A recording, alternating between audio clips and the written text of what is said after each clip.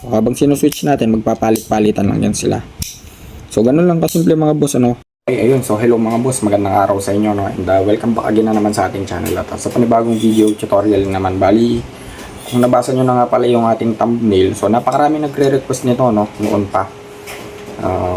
Kung paano daw itap yung mini driving light sa mismong headlight switch ng ating motor.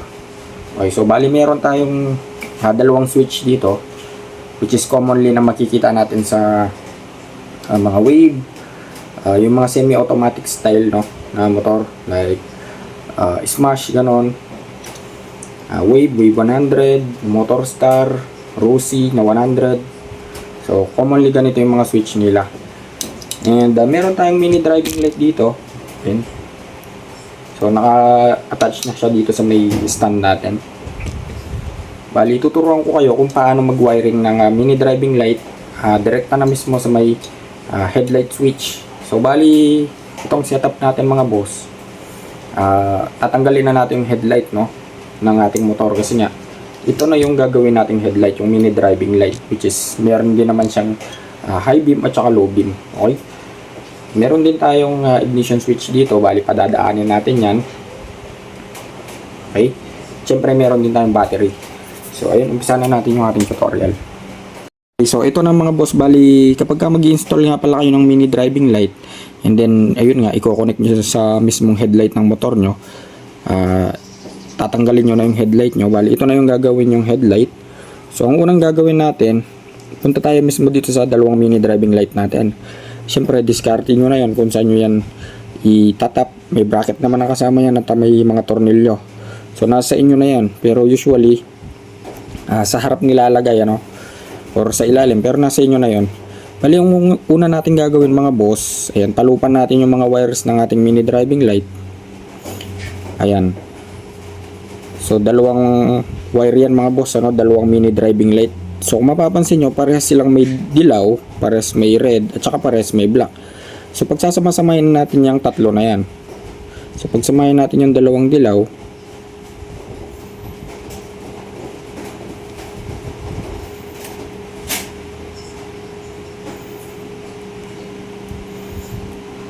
pagsamahin na rin natin yung dalawang pula or yung red.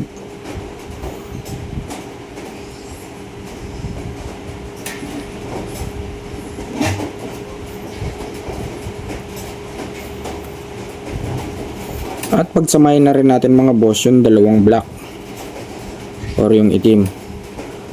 Okay? So kapag ka ganitong mini driving light yung nabili nyo mga boss, automatically yung negative dito ay yung kulay black. So solve na agad yung problema nyo, no? So itatap nyo agad to sa negative ng battery. Okay? So for example, natap na natin siya, no? So itap natin to sa chassis or sa negative. So pwede ito sa chassis mga boss, body ground. So bali, dalawa na lang yung wawiringan natin, itong yellow at saka yung red, which is ito yung yellow na ilaw at saka white na ilaw. Okay, so bali next mga boss, testing muna natin yung mini driving light natin. Yung black ay negative, yung red ay positive. Okay, so umilaw yung white. Okay, yung mini driving light natin.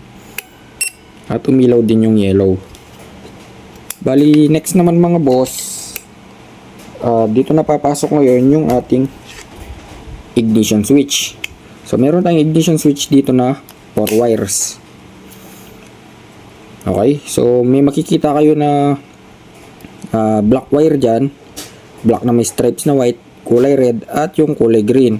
So bali, ang gagamitin natin dyan mga boss, itong dalawa lang, itong red at saka yung pure black, which is itong red ay itatap natin direkta sa mismong positive terminal ng battery. So may fuse na to mga boss, ano. Kapag ka mapapansin nyo dun sa mismong positive ng battery natin, may fuse nang kasama yan. Kaya kapag ka naputol yung fuse na yon, wala nang supply yung accessories natin. And then next naman dito sa black, ito yung accessories wire natin mga boss. So tulad nga ng sinabi ko sa mga nakaraang tutorial natin, kahit paulit-ulit na lang, yung accessories wire ay napakaraming sinusuplayan yan mga boss. Andyan yung headlight, starter, brake light, tail light, flasher, busina, at napakarami pang iba.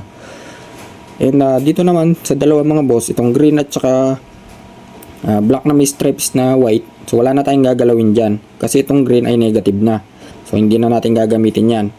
And then itong black na may stripes na white, yan yung kill switch ng CDI natin. So kapag ka-in-off natin yung motor or yung susian, mamamatay yung motor natin or yung makina. So bali dito lang tayo magpo-focus mga boss sa black at saka sa may red. Okay? So imagine natin nakatap na yung red natin, no? So iipit na natin siya dito sa may battery natin. Okay, so bali may supply na yung accessories wire natin mga boss. So kapag ka nag-tap tayo dito ng ilaw, so may supply na yan. Okay, so sample mga boss, itap natin yung isang wire ng mini driving light dito para maipakita ko sa inyo. So try natin itong kulay red, itap natin sa accessories wire. Ayan. Okay. So next naman, yung negative ng mini driving light, which is itong black. So itap natin sa negative nitong jump start natin or battery. Ngayon kapag ka sinusi ko to mga boss, kapag ka sinwitch on ko to, turn on ko to, may supply na dapat yung mini driving light natin. Okay, yun. Okay, so kita nyo naman mga boss, ano? Okay. So ganun yung function ng accessories wire natin. And then next naman mga boss, dito na papasok yung mga switch natin mga boss, ano? Okay, so kung ganito man yung switch nyo mga boss, ayan, kung ganito man yung switch nyo, so kapag kaganyan, nakatutok siya sa bilog, so naka-off siya. Then kapag kaganito naman, so park light yan. So ibig sabihin, kung may park light yung motor mo sa harap, iilaw na. And then yung tail light, no? Then kapag in-on mo pa ng isang beses, so sa headlight na yon. So since headlight yung tutorial natin mga boss, kung mapapansin nyo dito, isang socket lang yung nakapaloob, ano? So itong socket na to, tatakbo na yan sa mga park light. So hindi naman park light yung tutorial natin, sa headlight tayo. Okay? So off muna natin. Bali dito naman mga boss, dito sa tatlong wire na to, meron tayong isang common na hinahanap dyan, which is ano nga ba yung common? So kapag sinabing common, yun yung pinakapapasukan ng kuryente para i-supply na mismo, no, sa headlight. So halimbawa, itong blue na may stripes na white, take note mga boss, nag-iiba-iba nga pala yung kulay niya, no? Depende sa brand ng motor. Pero yung pinapaliwanag ko dito mga boss, kung paano siya mag-function, kung paano siya mag-flow, kung paano yung flow niya. Okay, so halimbawa mga boss, ito yung common, itong blue na may stripes na white. So yan mga boss ang nakakonect dito sa accessories wire. So ibig sabihin kapag sinusi natin yung ignition switch, masusupply na ng voltage yan or current. Okay, so for example mga boss, kapag in-on natin to, yung supply na galing sa positive terminal ng battery or na galing mismo sa battery, tatagos na dyan, pupunta na yan sa ignition switch, lilipat yan dito, papunta sa accessories wire. So may supply na yung accessories wire natin. So kung ano man yung itap natin sa accessories wire, automatically magkakasupply yon. So meaning to say, may supply na rin tong dalawa na to mga boss. Okay, so ganyan yung positioning nyan. So kapag inangat natin, ayun, so nanggaling dito yung supply. So ito yung common natin. Ngayon, kung mapapansin nyo, meron pang isang wire. So hindi natin to gagamitin mga boss. Imagine natin, yan yung sa may park light, no? So hindi na natin gagamitin yan kasi nga hindi naman park light yung tutorial natin. So itali natin yan. Okay? So kapag in-on mo, ayan, isang beses, ang masusupplyan ito. So ibig sabihin may supply na to pa park light.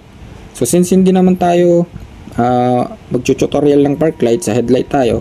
So kapag in-on mo pa ng isang beses, ito na yung masusupplyan mga boss. So tatakbo na ngayon yan sa mismong low beam at saka high beam natin, sa mismong headlight ng motor natin, sa switch. Saan ba yun? Okay, so dito na ngayon tatakbo yan, dito sa switch na to. Ngayon mga boss, ay bitawan muna natin. Ngayon mga boss, kung mapapansin nyo dito sa high beam at low beam, tatlo ulit yung wire. So tulad lang din yan nito mga boss, kailangan din yan ng common. So kailangan niya rin mapasukan ng supply. Okay? So dito naman mga boss, ang common natin dito, pwede naman to magkabali-baliktad mga boss, ano? So mali lang yung iilaw, pero wala naman mangyayari. So para hindi na kayo mahirapan mga boss, hanapin nyo agad yung pinakagitnang wire. Yan. So itong wire na to, yung pinakagitna. So automatically yan yung common. Okay? Okay, so saan naman tayo kukuha ng supply mga boss? Ayan, so dito mga boss, kapag ka-inon nyo, masusupply na ngayon yung park light. So wala naman tayong park light. Kapag ka-inon nyo, masusupply na ngayon yung headlight. So dito tayo kukuha ng supply mga boss. Ayan, so dyan natin itatap yan.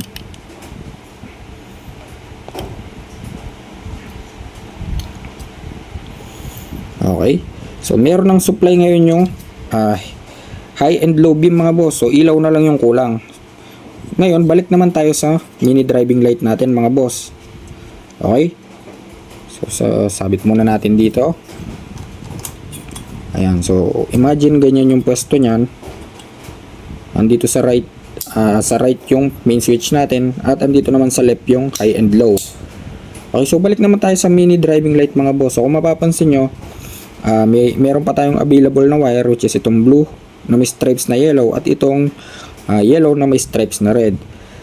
So hanapin natin dyan yung yellow at saka yung white ng mini driving light natin. So tulad nga ng sinabi ko mga boss, pwede itong magkabaliktad, o pwedeng magkaganyan, o pwedeng itap ng baliktaran yan. So ma-identify mo naman kung baliktad yung ilaw na naitap mo. So pwede mong pagpalitin, pag ganunin. Okay, so gets nyo ba mga boss? Okay, so bali tap na natin yung negative nitong ating mini driving light. Okay, so imagine nakatap na siya. Ayan, so may supply na ng ground yung mini driving light natin.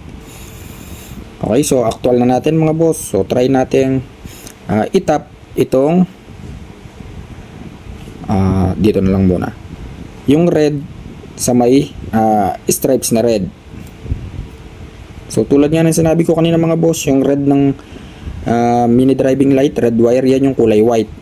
So testing lang mga boss kung alin nga ba yung iilaw.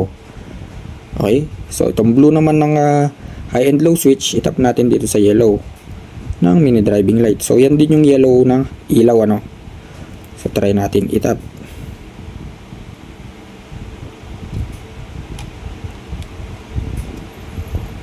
Okay.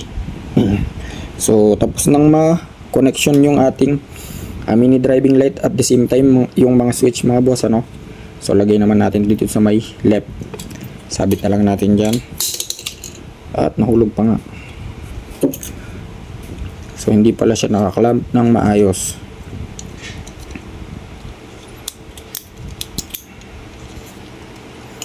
Okay.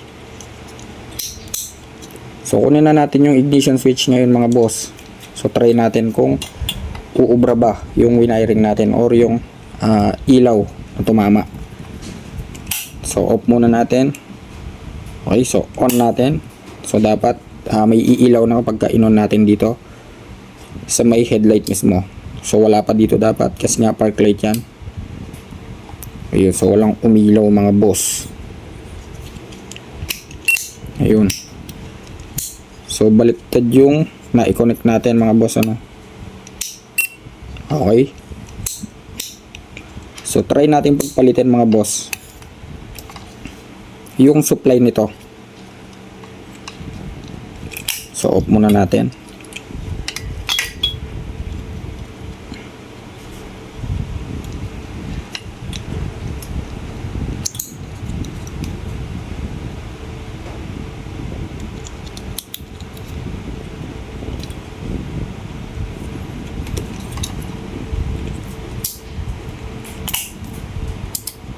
Ayun, so baliktad lang yung pagkakalagay natin ng socket mga boss. So dapat kapag pinindot ko to, iilaw yung yellow. Okay, ayun, so ganun lang kasimple mga boss, ano.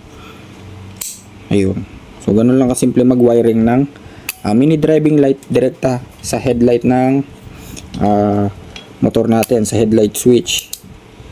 Okay, again, isa pa mga boss. Kapag ka-in-on natin to, so dapat magpa-park light yan. Since wala tayong park light nga, sa headlight tayo. Okay, so umilaw na yung white. So mag-high tayo. Yun. Ayun. So ganun lang kasimple mga boss. Again mga boss, ulitin ko, no?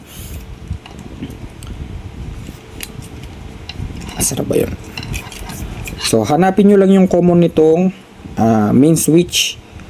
I-connect nyo dito sa may accessories wire. Ayan.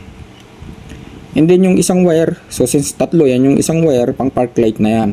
And then yung isang wire naman, yan yung output. So tatakbo na yan dito sa may headlight, high and low beam switch, no? So dito naman sa high and low beam switch, tatlo din yung wire niyan. So automatically yung gitna yan yung common. So diyan papasok yung supply. So kapag ka-switch on natin to, may supply na agad. So nakabukas na agad yung white natin. Kasi nga magpapalit-palitan lang yan sila sa loob. Ayun. So, habang sinuswitch natin, magpapalit-palitan lang yan sila. So ganun lang kasimple mga boss, ano. And bali hanggang dito na lang at sana may natutunan kayo. At kung nagustuhan nyo ang video na to, so please like, share, and subscribe.